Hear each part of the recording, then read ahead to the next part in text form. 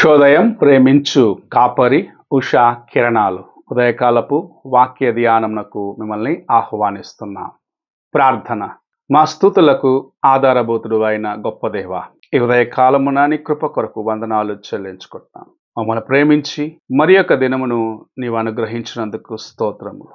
ఈ ఉదయకాలమున నీ వాక్యము చేత నాతోనూ కార్యక్రమం ఆలకిస్తున్న ప్రతి ఒక్కరితో మాట్లాడమని, వినగలిగిన చెవిని గ్రహించుకునే హృదయమును అనుగ్రహించి దీవించమని యేసు పరిశుద్ధ నామమున అడిగి వేడుకుంటున్నాను పరమ తండ్రి, ఆమెన్. ఈ ఉదయకాలపు వాక్య భాగము యాకోబు పత్రిక 3వ అధ్యాయము 10వ వచనము నుండి 12వ వచనం వరకున్న వాక్య భాగమును చదువుకుందాం. ఒక్క నోటి నుండియే ఆశీర్వచనమును శాపవచనమును బయలు వెళ్ళును. నా సహోదరులారా, ఇలాగుండకూడదు. నీటి బుగ్గలో ఒక్క జల నుండియే తీయని నీరును చేదు నీరును ఊరునా? నా సహోదరులారా, అంజూరపు చెట్టున ఒలువ పండ్లైనను ద్రాక్ష తీగను అంజూరపు పండ్లైనను కాయునా? అటువలనే ఉప్పు నీళ్లలో నుండి తీయని నీళ్లును ఊరవు. మనము చదివిన వాక్య భాగంలో మనుషుని యొక్క హృదయమును ప్రభు తన సేవకుని ద్వారాగా చాలా తేటగా తెలియపరచడం చూడగలము. ఒకే నోటి ద్వారాగా ఒక వ్యక్తిని నువ్వు శపిస్తున్నావు, ఒకే నోటి ద్వారాగా ఆ వ్యక్తిని నీవు ఆశీర్వదించాలని కూడా ప్రయత్నిస్తున్నావు. ప్రభు ఇది అసాధ్యమైన ఒక కార్యమని సెలవిస్తున్నారు. కారణం ఏమిటంటే, నీ హృదయములో ఉన్నది నీ నోటి మాటల్లో బయటికి వస్తుంది. నీ హృదయమును నింపబడి ఉన్న దాన్ని బట్టే నీవు మాట్లాడతావు. నీ హృదయము నింపబడిన దానితో నీవు మాట్లాడినప్పుడు అది ఎదుట వాడిని గాయపరుస్తుందా లేకుంటే అతన్ని బలపరుస్తుందా అని నీవు తెలుసుకోవాల్సిన వ్యక్తిగా ఉన్నావు. అనేక సార్లు మన యొక్క మాటలు ఎదుట వాడిని గాయపరిచేవిగా ఉన్నాయి. ఎదుట ఉన్నవాని యొక్క జీవితమును కృంగదీసేదానికి ప్రయత్నించేవిగా మన యొక్క మాటలు అనేక సార్లు ఉంటాయి.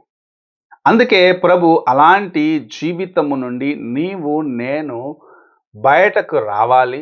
మన యొక్క మాటలు దేవుని యొక్క మాటలుగా, సారవంతమైన మాటలుగా, ఉప్పు వేసిన మాటలుగా ఉండాలని ప్రభు ఆశిస్తూ ఉన్నాడు.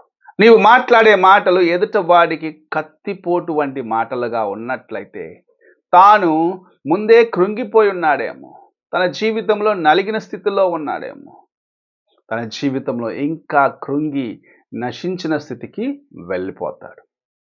అదే రీతిగా దేవుని యొక్క మాటలు నీ నోటిలో నుండి బయలు వెళ్తున్నాయంటే నీవు దేవుని యొక్క కుమారుడుగా, కుమార్తెగా జీవిస్తున్నావు అనేదానికి సాదృశ్యముగా ఉన్నది. అయితే ఆ నోటిలో నుండి నీవు ఒక పక్క ఆశీర్వచనమును మరొక పక్క శాపవచనమును పలికిన ఎడల అది ఎంత ఘోరమైనదో అని మనము గ్రహించుకోవాలి.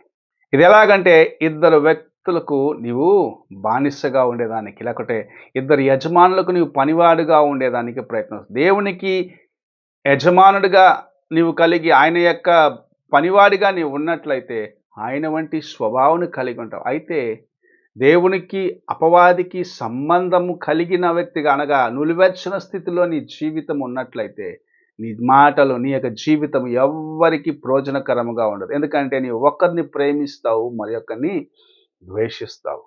మనము చూసినట్లయితే ఎవరైతే పాపమును ప్రేమిస్తారో వారు దేవునికి దూరముగానే ఉంటారు. ఎవరైతే దేవుని యొక్క ప్రేమను కలిగి ఉంటారో వారు పాపమునకు దూరముగా ఉంటారు. కనుకనే ప్రభు సెలవిస్తూ ఉన్నాడు, నీవు నీ జీవితమును జాగ్రత్తగా కాపాడుకో.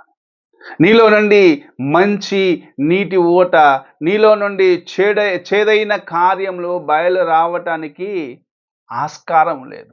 ఒకటి మంచి అయినా నీలో నుండి బయలు వస్తుంది, లేని ఎడల నీలో నింపబడి ఉన్న చేదైన కార్యంలే ఇతరులకు నీవు అనుగ్రహం. కొన్నిసార్లు మనం చెప్తుంటాం, ఆ వ్యక్తి దగ్గరికి వెళ్ళవద్దు, అతని యొక్క మాటలు బాగుండవు, అతని యొక్క ప్రవర్తన బాగుండదు, ఎందుకురా వెళ్ళినాము అని అనిపిస్తుంటుంది.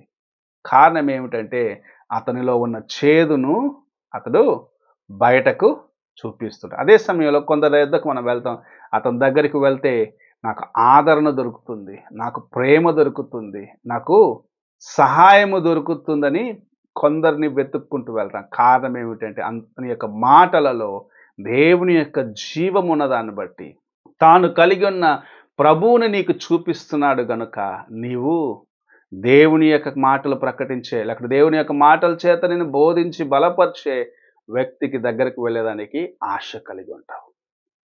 అలాంటి ఆశ, అలాంటి జీవితము నీలో ఉండాలని ప్రభు ఆశిస్తున్నాడు.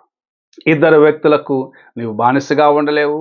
నీ హృదయము నింపబడిన దానితో నీవు మాట్లాడుచున్నావు అని గ్రహించుకుంటూ చేదైన వాటిని, దేవునికి అయిష్టమైన కార్యములను, దేవునికి ఇష్టం లేని జీవితమును నీలో నివసింపనీయకుండగా ఈ దినము తీసివేయమని ప్రభు మాట్లాడుచూ ఉన్నాడు. ఆయనకు లోబడతావా? ఆయన చిత్తాన్ని తెలుసుకుంటావా? నీవు ఆయనతో నింపబడిన ఆ జీవజల నిధిని కలిగి ఉన్న జీవితమును కలిగి ఉంటావా అని పరీక్షించుకో. ప్రార్థన చేసుకుందాం. మహాపరిశుద్ధుడైన తండ్రి, ఈ ఉదయకాల సమయం నీవు మమ్మల్ని ప్రేమించి మాకు అనుగ్రహించిన హెచ్చరికను బట్టి వందనాలు. మా హృదయము ఎలాంటి కార్యములతో నింపబడి ఉన్నది అని మొదటిగా మేము పరీక్షించుకోవాలి. దేవా, వేషధారణ నాలో మాలో లేకున్నట్లుగా నీవు సహాయం చేయను. లవోదికయ సంఘమును చూసి నీవు చెప్పినావు తండ్రి, నువ్వు వెచ్చగానైనను చల్లగానైనను లేవు, నువ్వెచ్చని స్థితిలో ఉన్నావు, నేను ఉమ్మివేస్తానంటున్నావు. దేవా, మేము అటువంటి వారిగా జీవించకుండగా నీకు ఇష్టమైన వారిగా, నీ యొక్క వాక్యమునకు లోబడిన వారిగా జీవించుటకు సహాయము చేయమని మేము నాయన ప్రతి సమయంలో నీ ఆశీర్వాదమును, నీ యొక్క వాక్యములను, హెచ్చరికలను, నీ మేళ్ళని ఇతరులకు ప్రకటించే వారిగా ఉండుటకు మాకు సహాయము చేయమని యేసు పరిశుద్ధ నామమును అడిగి వేడుకుంటున్నాను పరమ తండ్రి. ఆమేన్. తండ్రి అయిన దేవుని ప్రేమ, కుమారుడైన క్రీస్తు కృప, ఆదరణకర్త అయిన పరిశుద్ధాత్మ యొక్క సహవాసము ఎప్పుడునూ ఎల్లప్పుడూ తోడై ఉండి సదాకాలము నడిపించునుగాక. ఆమేన్.